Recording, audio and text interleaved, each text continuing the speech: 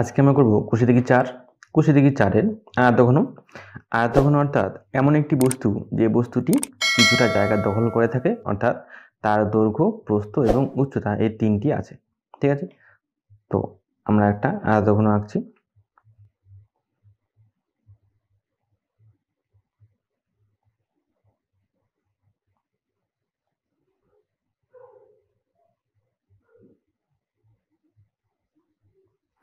তো এই হচ্ছে একটি আয়তঘন।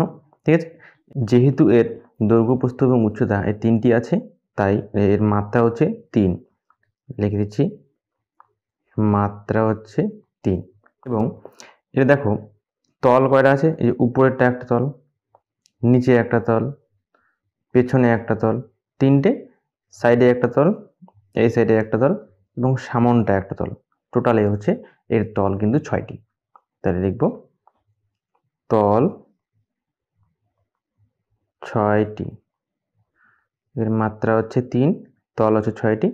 এবারে এর শীর্ষবিন্দু অর্থাৎ বাহুগুলি যে বিন্দুতে মিলিত হয়েছে ১, ২, ৩, ৪, ৫, ৬, ৭, ৮, তাহলে এর শীর্ষবিন্দু কিন্তু ৮টি। শীর্ষবিন্দু ৮টি, শীর্ষবিন্দু ৮টি। এবারে দেখো এর বাহু কটি আছে, ১, ২, ৩, ৪, ৫, ৬, ৭, ৮, ৯, ১০, ১১, এই পিছনেরটা হচ্ছে ১২টি। অর্থাৎ তার বাহু অথবা যেটাকে আমরা ধার বলবো, এই ধারগুলো হচ্ছে তার ১২টি। তাহলে এখানে লিখে দিচ্ছি ধার সমান সমান ১২টি। এই যে আয়তঘন আছে, এই আয়তঘনের আরেকটা নাম হচ্ছে সমকোণী চৌপল। ঠিক আছে, তো এই সমকোণী চৌপলের নিচের বরাবর এটাকে আমরা বলি তার দৈর্ঘ্য। দৈর্ঘ্য অর্থাৎ নিচের এইটি হচ্ছে তার দৈর্ঘ্য, এটিও দৈর্ঘ্য, এইটিও দৈর্ঘ্য, এইটিও দৈর্ঘ্য। ঠিক আছে, এবার এটার দৈর্ঘ্য। প্রস্থ কোনটা? প্রস্থ হচ্ছে এই বক্সটা কতটা চওড়া, এটা, এটা, এটা এবং এটা, এটা হচ্ছে তার প্রস্থ। তাহলে লিখে দিচ্ছি এটা হচ্ছে প্রস্থ। তারপরে বস্তুটি কতটা উঁচু, এইটা, এইগুলো হচ্ছে তার কিন্তু তার উচ্চতা। ঠিক আছে, তো এটা লিখে দিচ্ছি উচ্চতা। উচ্চতা, ঠিক আছে। এখানে দৈর্ঘ্যকে আমরা এ ধরলাম, শর্টকাটে লেখার জন্য আমরা দৈর্ঘ্যকে এ ধরছি, প্রস্থকে আমরা বি ধরছি, আর উচ্চতাকে আমরা ধরছি সি। ঠিক আছে, তো এই যদি দৈর্ঘ্য, প্রস্থ এবং তার উচ্চতা হয়, তাহলে এই সমকোণী চৌপলের সমগ্র তলের ক্ষেত্রফল কি হবে? লিখব সমকোণী চৌপল বা আয়তঘন এর সমগ্র তলের ক্ষেত্রফল।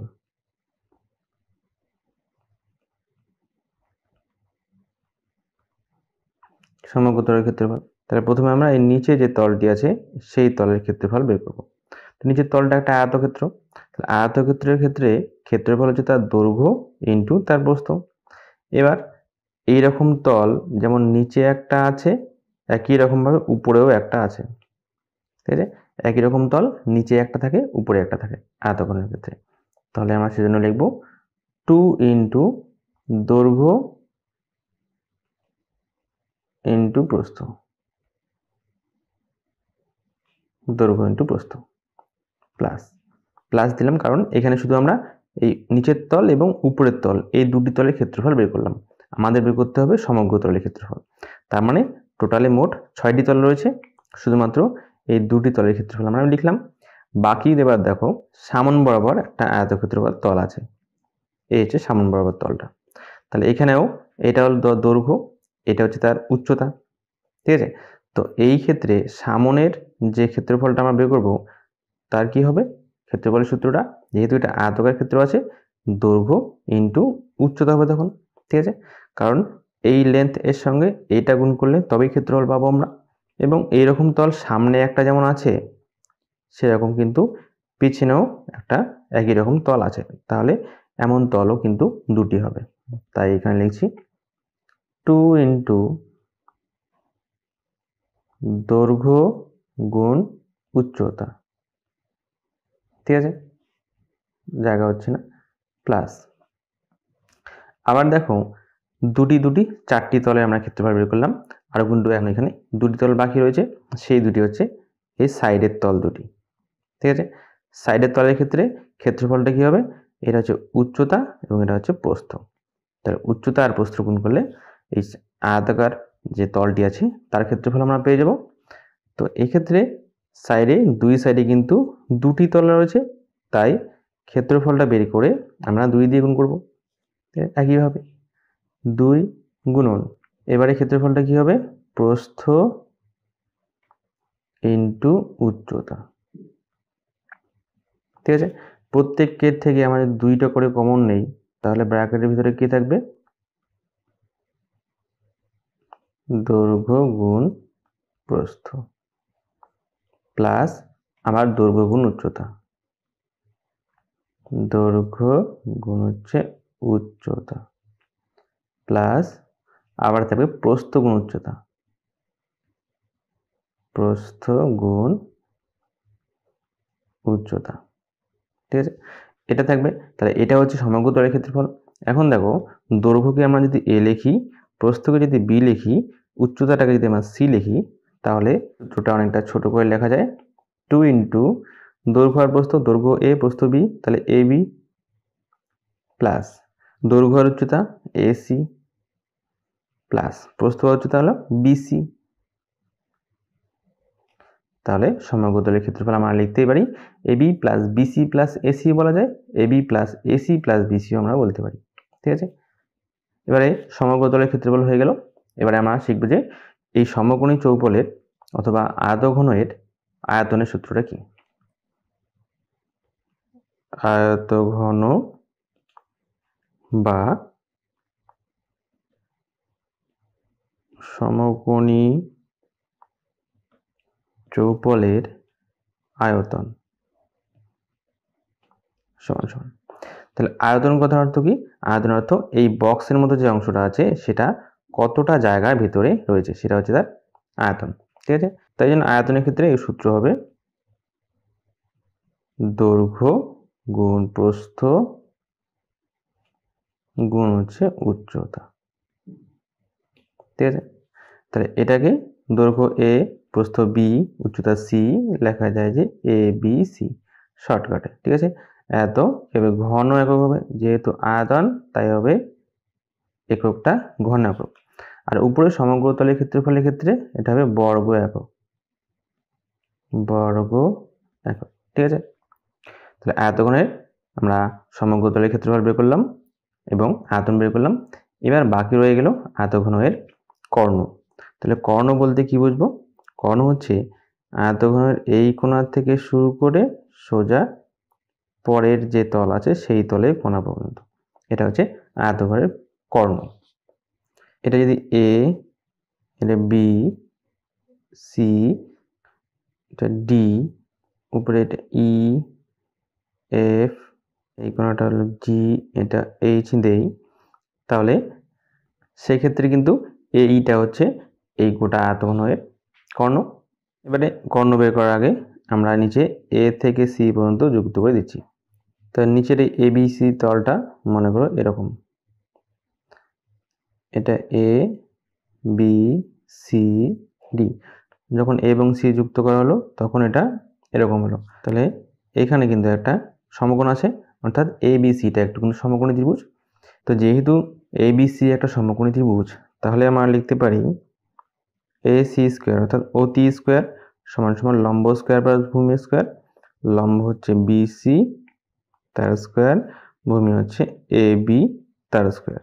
এবার এটা দেখো ac এর মান পাওয়া গেল, ce টা উপরের দিকে লম্ব আছে এবং e এর সঙ্গে a বাহুটা এরকম যুক্ত আছে, তাহলে ace এটাও কিন্তু একটা ত্রিভুজ হয়েছে, যেটা কিন্তু সমকোণী ত্রিভুজ।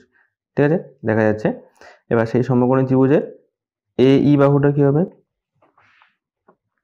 তাহলে আমি লিখতে পারবো a স্কয়ার সমান, যেহেতু এটা ত্রিভুজ তাই ac square plus ce square. তাহলে ac এর জায়গায় এবারে ac এর এই মানটা আমরা বসিয়ে দেব, তাহলে লিখব bc square plus ab square plus C square.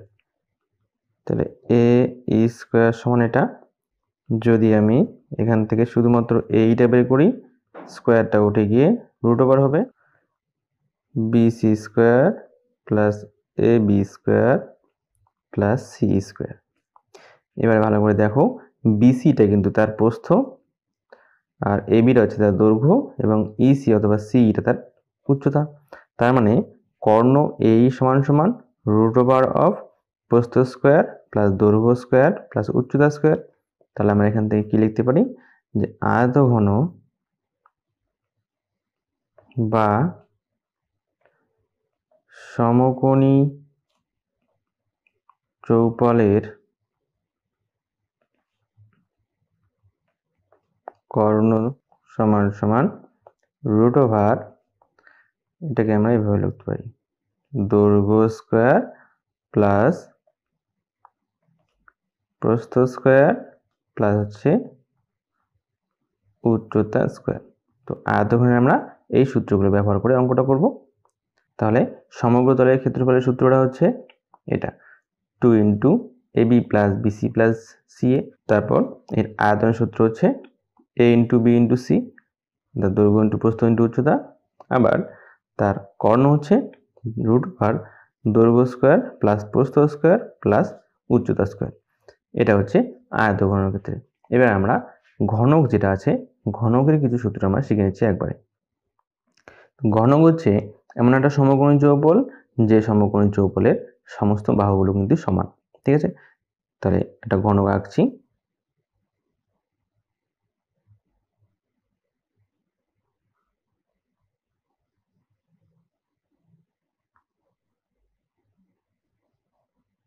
তো ঘনকের ক্ষেত্রে এর সমস্ত বাহুগুলি সমান, তাই এর বাহুগুলোকে আমরা এ ধরে নিচ্ছি। ঠিক আছে, তাই প্রত্যেকটা বাহু এ। যেমন সমকোণী চৌপলের ক্ষেত্রে 6টি তল, ঘনকের ক্ষেত্রেও কিন্তু 6টি তল থাকবে, এর মাত্রা থাকবে 3 এবং শীর্ষবিন্দু থাকবে 8টি, আর ধার অথবা বাহু থাকবে হচ্ছে 12টি। ঠিক আছে, এবং ঘনকের যে উদাহরণ আছে, ঘনকের উদাহরণ বলতে আমরা রুবিক কিউব অথবা লুডোর ছক্কা, আইস কিউব, সুগার কিউব এগুলোকে বুঝি। ঠিক আছে, এবারে এর সমগ্র তলের ক্ষেত্রফলটা কি হবে, 11 নম্বর সূত্রে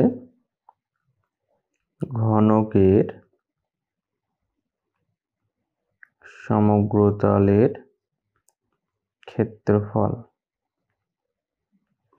এর সমগ্র তলের ক্ষেত্রফল কটা, এই তল হচ্ছে 6টি, যেহেতু প্রত্যেকটা তল হচ্ছে একটা বর্গক্ষেত্র। আমরা জানি যে বাহু যদি এ হয়, বর্গক্ষেত্রের ক্ষেত্রফল হচ্ছে কত, এ স্কোয়ার হবে। তাহলে একটা তলের ক্ষেত্রফল হচ্ছে তার এ স্কোয়ার, সেই ক্ষেত্রে 6টি তল আছে, অর্থাৎ 6 গুণন এ স্কোয়ার, 6 ইন্টু এ স্কোয়ার এত বর্গ একক। তাহলে ঘনকের ক্ষেত্রে সমগ্র তলের ক্ষেত্রফল হবে 6 ইন্টু এ স্কোয়ার, অথবা 6 ইন্টু বাহু স্কোয়ারও আমরা লিখতে পারি, 6 ইন্টু বাহু স্কোয়ার বর্গ একক। এবার ঘনকের আয়তন, ঘনকের আয়তন, আয়তনটা কি, আয়তন অর্থাৎ এই ঘনকটার ভিতরে কতটুকু জায়গা রয়েছে, অর্থাৎ ঘনকটি কতটা জায়গা দখল করে আছে। ঘনকের ক্ষেত্রে দৈর্ঘ্য যেটা, প্রস্থ সেটাই হবে, এবং উচ্চতা কিন্তু তাই, অর্থাৎ সবার দৈর্ঘ্যই এ। সেক্ষেত্রে দৈর্ঘ্য ইন্টু প্রস্থ ইন্টু উচ্চতা, অর্থাৎ এ ইন্টু এ এত ঘন একক। তাহলে 3টি এর গুণফল হলো এ কিউব ঘন একক। এবার বের করবো যে ঘনকের কর্ণ, ঘনকের কর্ণ। আয়তঘনের ক্ষেত্রে কর্ণ কি করতাম, রুট ওভার দৈর্ঘ্য স্কোয়ার প্লাস প্রস্থ স্কোয়ার প্লাস উচ্চতা স্কোয়ার। এখানে কর্ণর ক্ষেত্রেও সেটাই হবে, যেহেতু এটা একটা সমকোণী চৌপল। তাহলে এর দৈর্ঘ্য অর্থাৎ এ স্কোয়ার, প্রস্থটাও এ আবার স্কোয়ার, উচ্চতাও এ আবার স্কোয়ার, 3টে স্কোয়ার যোগ হলে হবে কি 3a স্কোয়ার। রুট ওভার থেকে এ বাইরে আসবে, তাহলে হবে √3a একক। তাহলে ঘনকের ক্ষেত্রে কর্ণের সূত্র হচ্ছে √3a একক। এবার আমরা চলে যাচ্ছি কোষে থেকে 4-এ। 4 একের দাগে আমরা পরিবেশের 4টি আয়তঘনাকার ও 4টি ঘনাকার বস্তুর নাম লিখি। তাহলে প্রথমে লিখব আয়ত ঘনাকার বস্তুর নাম। 4টে নাম লিখতে হবে।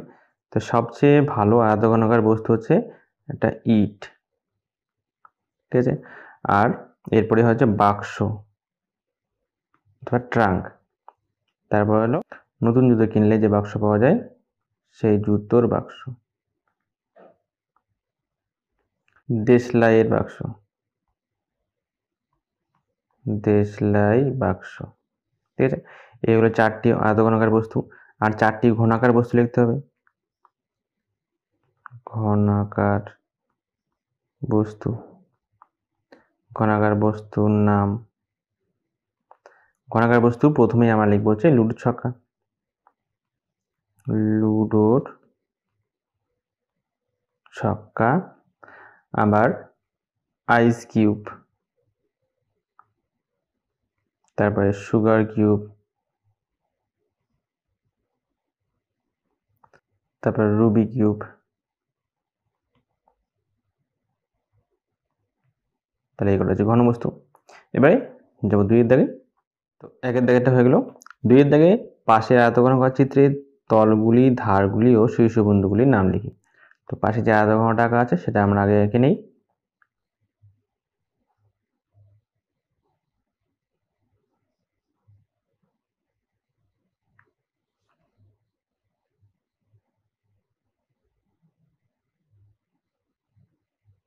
তার নামগুলো দেওয়া আছে এ, বি, সি, ডি, ই, এফ, জি, এইচ।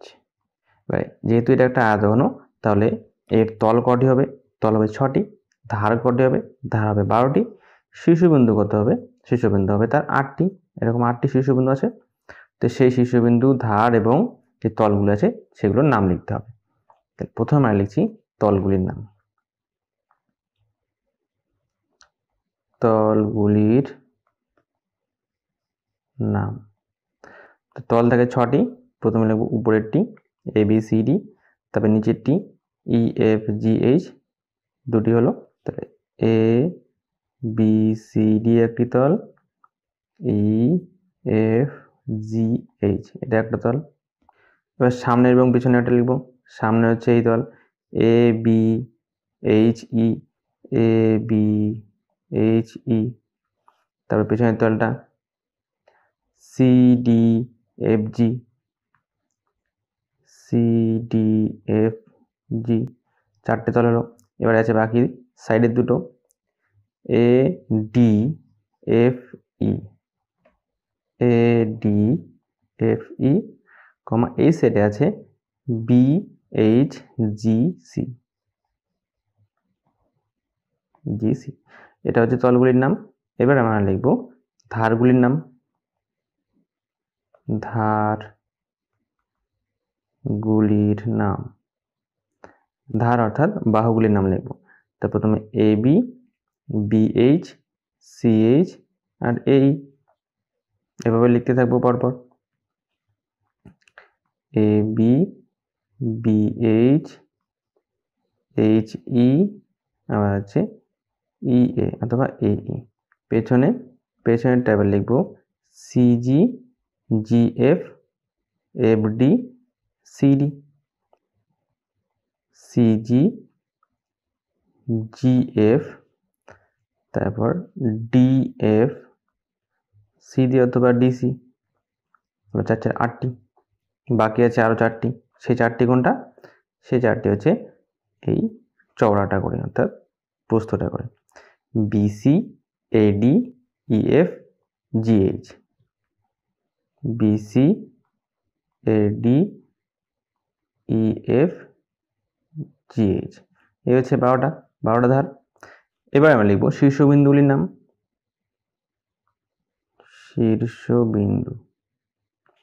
শীর্ষবিন্দুর নাম। শীর্ষবিন্দু কয়টা আছে? শীর্ষবিন্দু হচ্ছে এ বি সি ডি, উপরে 4টি, নিচে আছে ই এফ জি এইচ চারটি, আমরা জানি শীর্ষবিন্দু 8টা থাকে। তাহলে এ কমা B c comma D E কমা এফ জি কমা এইচ, এই হচ্ছে 8টি শীর্ষবিন্দু। 3 নম্বর যাবো এবারে।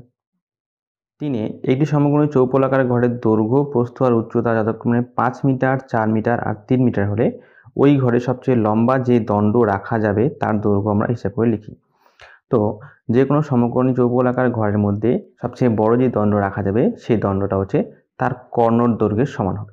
ঠিক আছে, তার কর্ণর দৈর্ঘ্যটা যত হবে তত বড় দণ্ড ওই ঘরে রাখা যাবে, সবচেয়ে বড় দণ্ড আর কি। তাহলে এই যদি একটা সমকোণী চৌপল হয়, তাহলে এই ঘরের কর্ণ হচ্ছে এই মাথা থেকে শুরু করে এই মাথা পর্যন্ত। তো এই বরাবর সবচেয়ে বড় দণ্ডটা রাখা যাবে। শর্ট কোশ্চেনও আসতে পারে। তাহলে এখানে আমাদের কি কর্ণটা বের করতে হবে, লিখব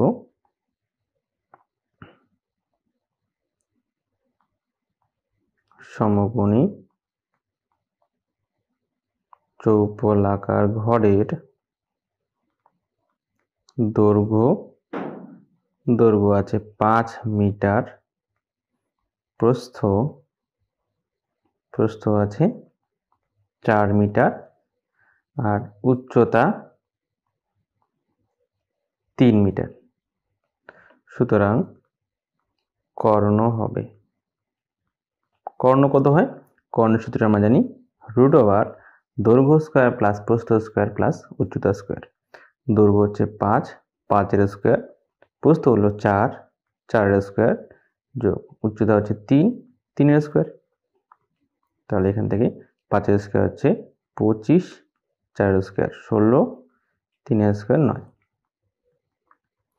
সামনে 25, এই 16 আর 9 এই দুটো যোগ করলে 25 হয়, 25 হলো 50, 50 অর্থাৎ এটাকে যদি আমরা ভাঙাই 2 গুণন 5 গুণন 5 হবে, রুটের বাইরে আসবে 5 √2, এত মিটার হচ্ছে তার কর্ণ। তাহলে উত্তর লিখব ওই ঘরে সবচেয়ে লম্বা যে দণ্ড রাখা যাবে তার দৈর্ঘ্য হবে 5√2 মিটার। ঠিক আছে, এটা হলো আনসার। যাবো এবারে 4-এর দাগেরটায়। 4-এর দাগে একটি ঘনকের একটি তলের ক্ষেত্রফল 64 বর্গমিটার হলে ঘনকটির আয়তন কত হিসাব করি। আমরা জানি ঘনকের 6টি তল থাকে, 6টি তলের মধ্যে একটা তল দেওয়া আছে 64 বর্গমিটার। তাহলে আমরা প্রথমে একটা আগে ঘনক এঁকে নিই। ঘনক হচ্ছে তার প্রত্যেকটা বাহু সমান হবে। এই যদি একটা ঘনক হয় সেক্ষেত্রে ঘনকের একটা তল অর্থাৎ যে কোনো একটা তল, মনে করি আমরা এই সামনে যে তলটা আছে সেই সামনের তলটার ক্ষেত্রফল আছে তার 64। তাহলে এটা একটা বর্গাকার তল, বর্গাকার তল অর্থাৎ এই বাহুটা এই বাহুটা এই বাহুটা এবং এই বাহুটা সমান। তাহলে এখানে আমরা বাহুর যে দৈর্ঘ্যটা আছে সেটা ধরে নেব প্রথমে, এবং ধরি ঘনকের ধার বা বাহুর দৈর্ঘ্য সমান সমান a মিটার, কারণ যেহেতু এখানে বর্গমিটার দেওয়া আছে তাই আমরা a মিটার ধরলাম। এবার a মিটার যদি হয় তাহলে সুতরাং একটি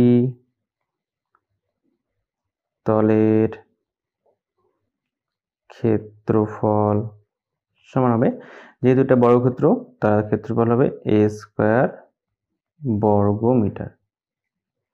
এবার এই ক্ষেত্রফলটার সঙ্গে এই তলের ক্ষেত্রফল সমান করে দিলে আমরা এর কিন্তু এর মান পেয়ে যাচ্ছি। তারপর আমরা সেই ঘনকটার আয়তন নির্ণয় করব। তাহলে লিখব প্রশ্ন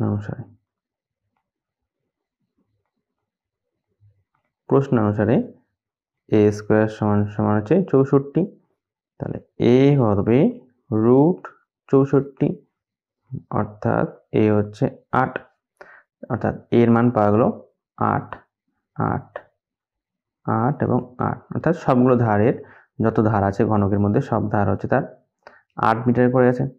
তো এবারে আমরা কি করব, ঘনকের আয়তন নির্ণয় করব। সুতরাং ঘনকের আয়তন হলো, আয়তন কত হবে, আমরা জানি আয়তনের সূত্র হচ্ছে a কিউব। এখানে এর মান হচ্ছে 8, তাহলে লিখব 8 এর কিউব ঘন একক হবে মিটার। তাহলে 8 এর কিউব অর্থাৎ 8 গুণ 8 গুণ 8, 3টে 8 গুণ করলে হবে 512 ঘন মিটার। ঠিক আছে, এটা হচ্ছে উত্তর। তাই যাবো 5-এর দাগ অঙ্কটায়। আমাদের বকুলতলা গ্রামে 2 মিটার চড়া এবং 8 ডেসিমিটার গভীর একটি খাল কাটা হচ্ছে। যদি মোট 240 ঘনমিটার মাটি কাটা হয় থাকে, তবে খালটি কত লম্বা হিসাব করে লিখি। তাহলে এখানে কিন্তু চড়া আছে 2 মিটার এবং উচ্চতা আছে, গভীরতা যেটা সেটা কিন্তু 8 ডেসিমিটার, দৈর্ঘ্যটা বলে দেওয়া নেই। ঠিক আছে, এক্ষেত্রে আমরা দৈর্ঘ্যটা ধরে নেব। ধরি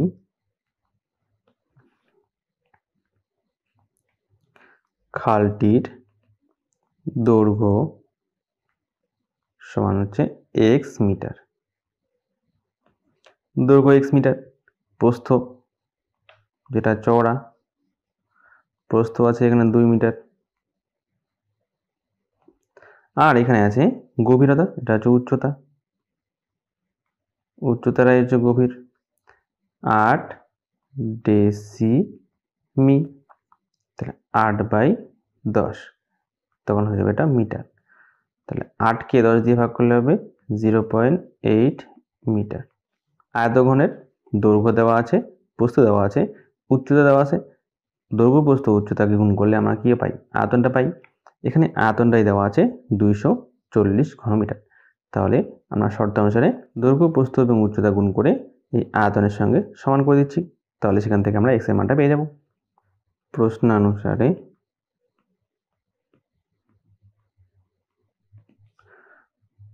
x into 2 into 0.8 equals to 240। এই ক্ষেত্রে x এর মান বের করব, তাই x সমান 240 উপরে 2 into 0.8টা নিচে। এবার এই দশমিকটা তুলে দিলে উপরে 10 দিয়ে গুণ করে দশমিকটা তুলে দেব। 2 দিয়ে 10 কেটে হলো 5, মানে 8 দিয়ে 240কে কাটলে 24 আছে, 3 8 24, শূন্যটা বসালাম। তাহলে x সমান 30 আর 5 গুণ করলে 3 5 15 আর 0, অর্থাৎ x হচ্ছে 150 মিটার হলো উত্তর। খালটি 150 মিটার লম্বা ছিল। এটা হচ্ছে অ্যান্সার। 6 নম্বরটা করবো এবারে। 6 নম্বরে একটি ঘনকের কর্ণের দৈর্ঘ্য আছে 4√3 সেমি। তাহলে ঘনকটির সমগ্র তলের ক্ষেত্রফল নির্ণয়। সমগ্র তলের ক্ষেত্রফলের সূত্র কি, সেটা হচ্ছে 6 × a²। a হচ্ছে তার বাহু, ঘনকের বাহুটা আমরা ধরে নিচ্ছি। ধরি ঘনকের বাহু অথবা ধার হলো a সেমি। বাহু যদি তার a সেমি হয়, এখানে কর্ণ দেওয়া আছে দেখো 4√3, তাহলে এই বাহু নিয়ে আমরা একটা কর্ণ বের করি। সুতরাং এক্ষেত্রে ঘনকের কর্ণ সমান সমান, ঘনকের কর্ণ সূত্র হচ্ছে √3a এত সেমি। এবারে এই যে আমাদের যে কর্ণটা বেরোলো, সেই কর্ণের সঙ্গে আর প্রশ্নের কর্ণটা সমান করে দিলে সেখান থেকে আমরা a এর মানটা পেয়ে যাচ্ছি। প্রশ্নানুসারে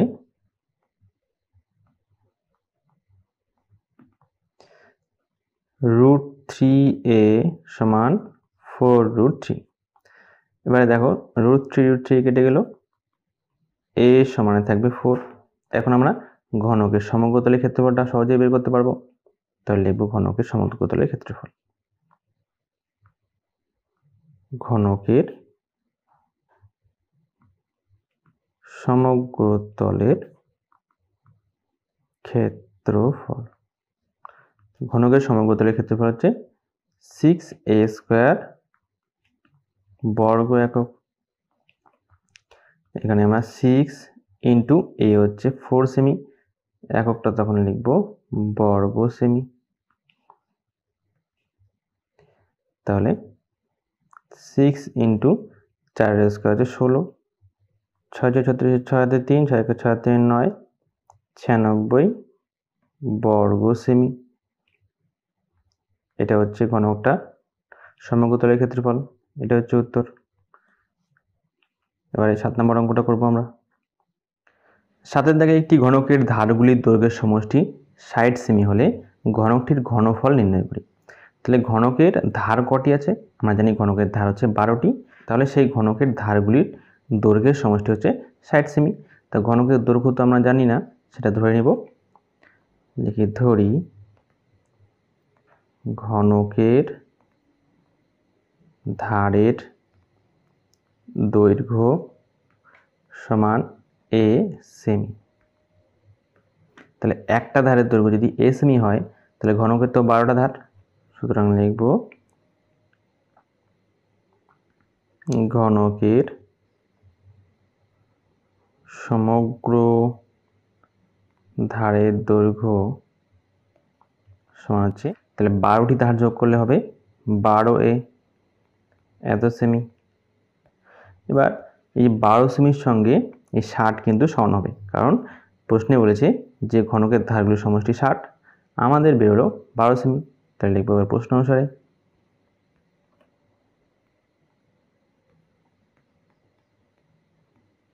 প্রশ্নানুসারে 12a সমান সমান 60।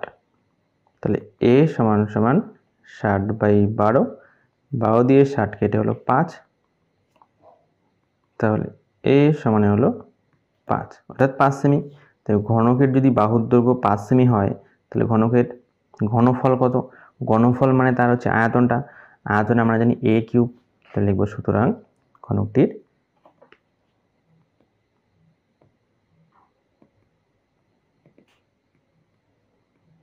ঘনফল হলো 5 কিউব ঘন সেমি।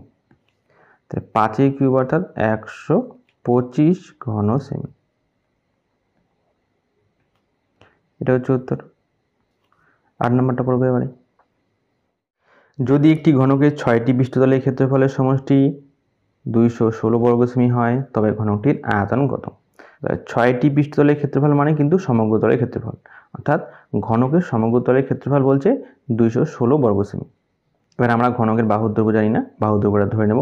ধরে নিয়ে আমরা সেখান থেকে একটা সমগ্র তলের ক্ষেত্রফল বের করে তার সঙ্গে 216টাকে সমান করে দিয়ে সেখান থেকে আমরা এর মানটা পেয়ে যাব। তাহলে লিখব যে ধরি ঘনকের একটি ধারের বা বাহুর দৈর্ঘ্য, একটি বাহুর দৈর্ঘ্য হচ্ছে a সেমি ধরলাম। বাট a সেমি যদি একটি বাহু হয় সেক্ষেত্রে ঘনকের সমগ্র তলের ক্ষেত্রফল কত হবে? সুতরাং ঘনকের সমগ্র তলের ক্ষেত্রফল হবে, সূত্র লিখে দিচ্ছি, 6a² বর্গ সেমি।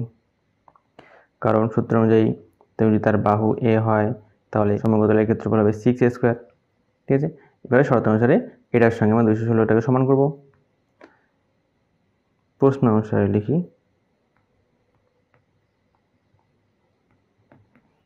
6a² সমান 216, a² সমান 216/6, 6 দিয়ে কাটি 3 6 18, 6 6 36, a সমান √36।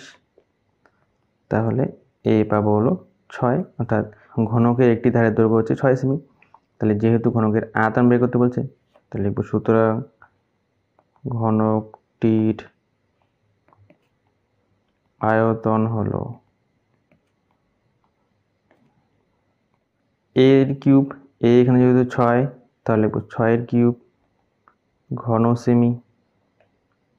6 কিউব অর্থাৎ 216 ঘন সেমি।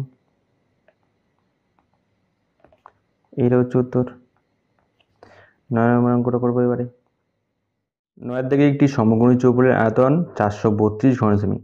তাকে সমান আয়তন বিশিষ্ট দুটি ঘনকে পরিণত করা হলে প্রতিটি ঘনকের প্রত্যেকের ধার কত হবে সেটা নির্ণয় করি বা লিখি।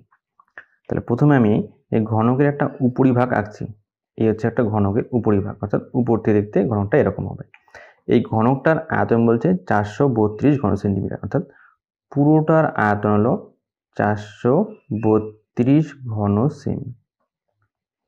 এটাকে বলছে এবার সমান আয়তন বিশিষ্ট দুটি ঘনকে পরিণত করা হলো, মানে মাঝখান বরাবর এমনভাবে এটাকে ভাগ করা হলো, দুই দিকে দুটি ঘনকে পরিণত হলো। পুরো ঘনকটার আয়তন যদি 432 ঘন সেমি হয় এবং এটাকে মাঝ বরাবর দুটি ঘনকে পরিণত করা হয়েছে, তাহলে একটা করে ঘনক কত হবে? এটাকে 2 দিয়ে ভাগ করলে পাওয়া যাবে 216। এটা 216, তার মানে একটা করে ঘনকের আয়তন হবে 216 করে। এই যে ঘনকটা আছে এই ঘনকের আয়তন হচ্ছে 216 ঘন সেন্টিমিটার। তাহলে এর বাহুকে যদি আমি a ধরি তাহলে আমি কি লিখতে পারি? a কিউব সমান সমান 216 এটা লিখতে পারি। সেখান থেকে আমি এর মানটা বের করতে পারবো। এবারে প্রথমে লিখে নিচ্ছি সমকোণী চৌপলের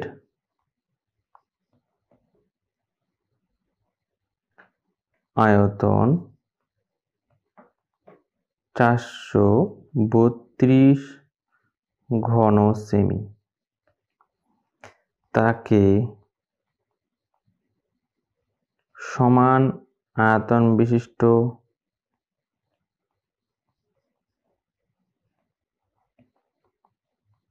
দুটি ঘনকে পরিণত করা হলে প্রত্যেকটি ঘনকের আয়তন হবে 432/2 এত ঘন সেমি। 2 দিয়ে কাটলে হবে 216 ঘন সেমি। তার মানে একটা ঘনকের আয়তন হচ্ছে 216 সেমি। দুটি ঘনকের আয়তন যেহেতু সমান, তাহলে যে কোনো একটা ঘনকের বাহুকে ধরে নেব a। ধরি ঘনকের একটি বাহুর দৈর্ঘ্য সমান হচ্ছে a সেমি, কারণ আয়তনটা ঘন সেমিতে আছে। তাহলে প্রশ্নানুসারে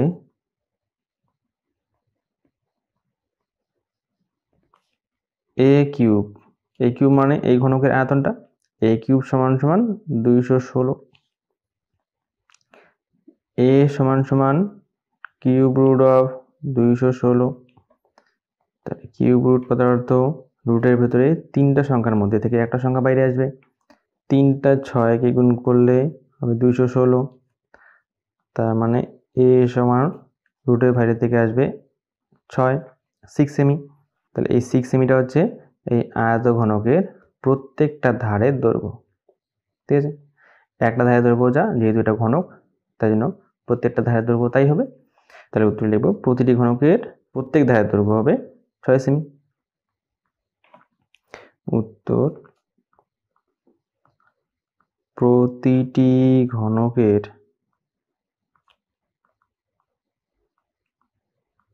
প্রত্যেক ধারের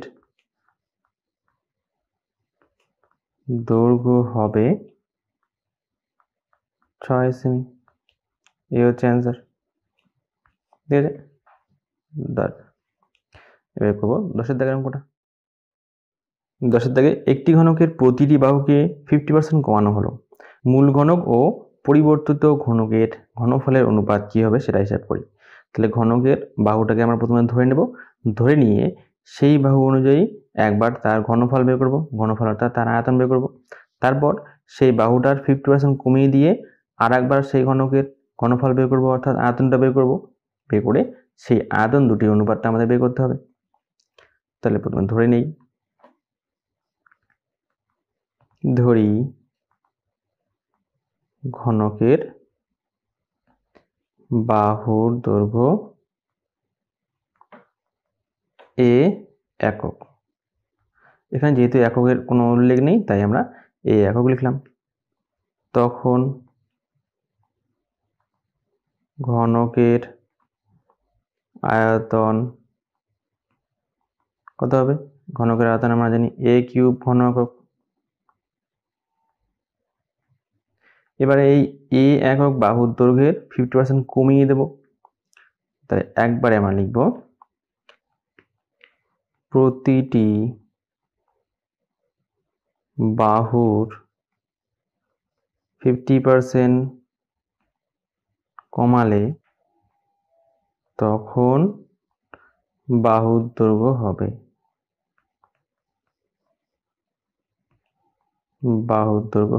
দেখো প্রথমে বাহুর দৈর্ঘ্য ছিল a এককের জন্য a, এবার কমাবো জন্য বিয়োগ।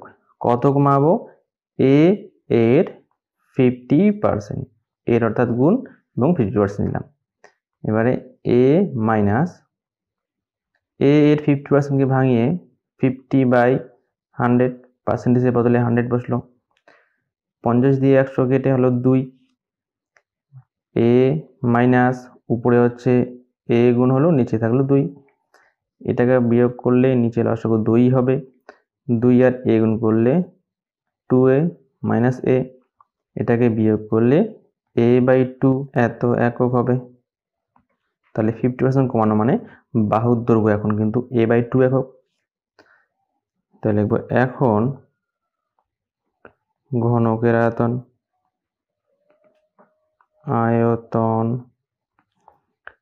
হচ্ছে a/2 তার কিউব ঘন একক। ব্র্যাকেট তুলে দিলে a কিউব বাই 2 এর কিউব হচ্ছে 8 এত ঘন একক। এবারে আমাদের দুটি আয়তনে বেরিয়ে গেল, একটা হচ্ছে a কিউব আর একটা হচ্ছে a কিউব বাই 8 ঘন একক। এখন আমরা লিখব মূল ঘনক ও পরিবর্তিত ঘনকের ঘনফলের অনুপাত। মূল ঘনক ও পরিবর্তিত ঘনকের ঘনফলের অনুপাত।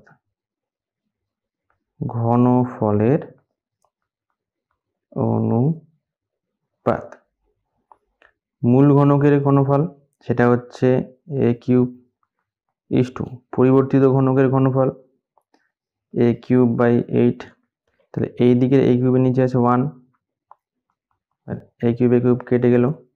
তাহলে এইদিকে বেরোলো 1 এদিকে উপরে 1/8। দুই দিকে যদি আমি 8 ইন্টু করে দিই তাহলে হবে 8/1 8/8। এখানে এই 8 কেটে গেল, তাহলে আর কোনো ভগ্নাংশ রইল না। তাহলে এবারে অনুপাতটা হবে 8:1। এই হচ্ছে অ্যান্সার। তাহলে আজকে ভিডিওতে এতটুকুই থাকলো। এর পরের ভিডিওতে আমরা এই অঙ্কের পরের থেকে অর্থাৎ 11 দাগ থেকে আমরা শুরু করবো।